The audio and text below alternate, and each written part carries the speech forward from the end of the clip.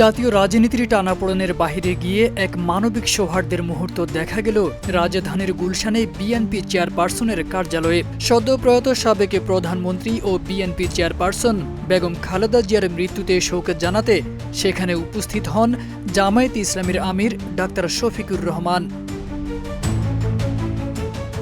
পহেলা জানুয়ারি সন্ধ্যার দিকে বিএনপির ভারপ্রাপ্ত চেয়ারম্যান তারেক রহমান ও তার শোকাহত পরিবারের প্রতি সমবেদনা জানাতে গিয়ে দুজনের মধ্যে কোলাকুলির দৃশ্য উপস্থিতি সবার দৃষ্টি কাড়ে।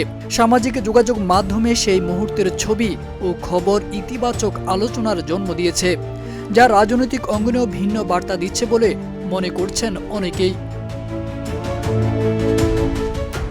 ডাক্তার শফিকুর রহমানের সঙ্গে এ সময় উপস্থিতি ছিলেন জামায়াতে ইসলামীর সহকারী সেক্রেটারি এহসানুল মাহবুব জুবায়ের, কেন্দ্রীয় নির্বাহী পরিষদের সদস্য মোবারক হুসাইন এবং সাইফুল আলম খান মিলন। বিএনপির পক্ষ থেকে সেখানে উপস্থিতি ছিলেন দলের মহাসচিব মির্জা ফখরুল ইসলাম আলমগীর, স্থায়ী কমিটির সদস্য নজরুল ইসলাম খান ও সালাউদ্দিন আহমেদ।